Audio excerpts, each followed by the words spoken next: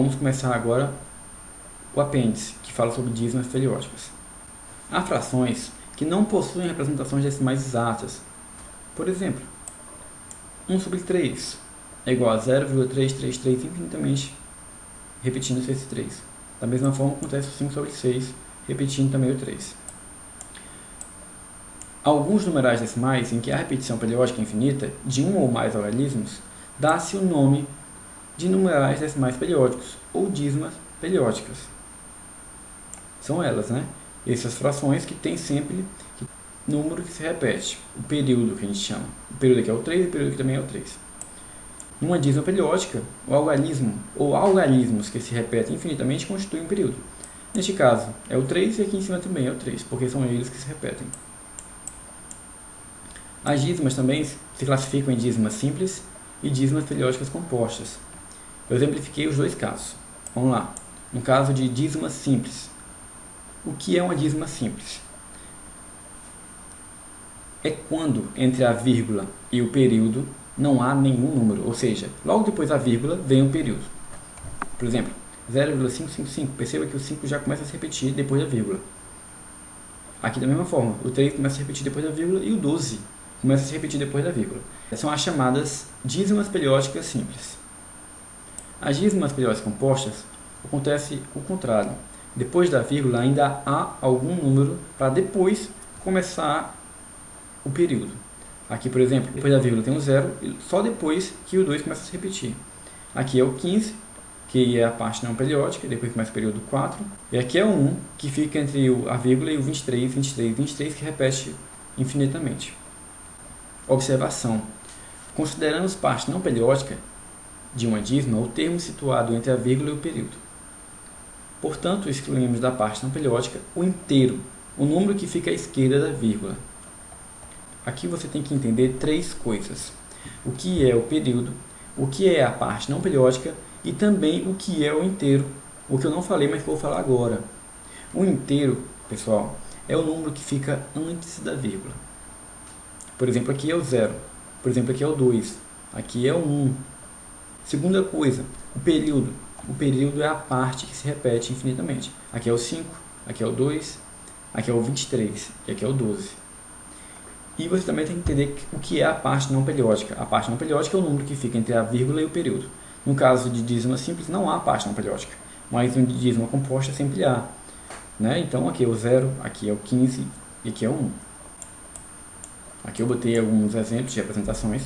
Você pode representar uma dízima por reticências ou pode representar com a barra em cima do período. Geratriz de uma dízima. É esse o nosso objetivo, é a forma de achar a fração que representa a dízima. É possível determinar a fração que deu origem a uma dízima periódica. Essa fração a gente denomina de geratriz da dízima periódica. Então vamos começar os procedimentos para determinar a geratriz. Dízima simples. A geratriz de uma dízima simples é uma fração que tem para numerador o período e para denominador tantos noves quantos forem os algarismos do período. Exemplos. Como é que a gente vai transformar uma dízima simples numa fração? Primeiro você coloca o período em cima e embaixo você coloca o noves. Mas quantos noves? A quantidade de noves quanto forem os algarismos do período. Ou seja, quantos algarismos tem um período aqui? Só um, que é o 7. Então você bota apenas o 9.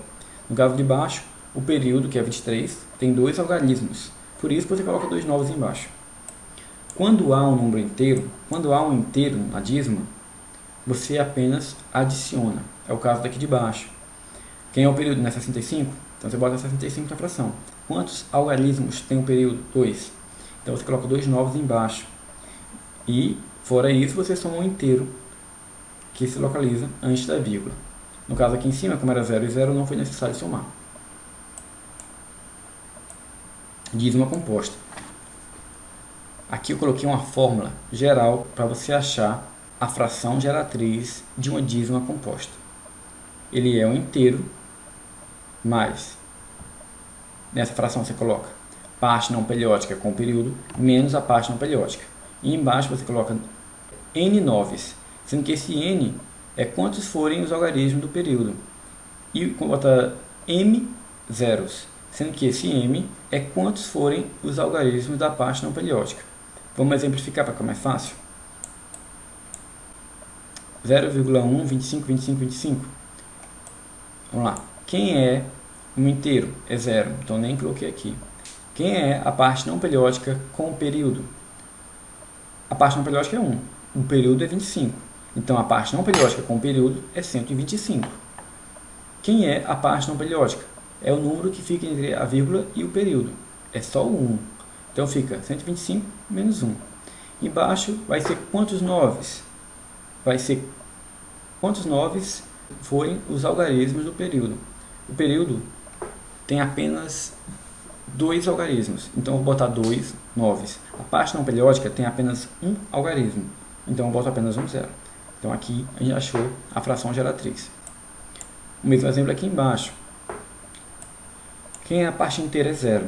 Então nem coloquei o 0 aqui. Quem é a parte não periódica com o período? A parte não periódica é 0,4. O período é 7. Então a parte não periódica com o período é 0,47. Quem é a parte não periódica? É 0,4. Então eu botei aqui, menos 0,4. Quantos algarismos tem o período? Apenas um. O período não é 7? Só o 7 se repete, então ele tem apenas um algarismo. Então bota apenas um 9. A parte não periódica tem quantos números? 2. Então você vai colocar quantos zeros? 2 zeros. É por isso que tem 1, 9 e 2 zeros. Então aqui a gente achou mais uma fração geratriz. Quando há uma parte inteira, que é o caso, você apenas adiciona, né? Fica no caso seguinte: 12,2405 barra 0,5 em cima do 0, o barra em cima do 0,5 fica um inteiro mais parte não periódica com período. Quem é a parte não periódica? 24. Quem é o período? É 0,5.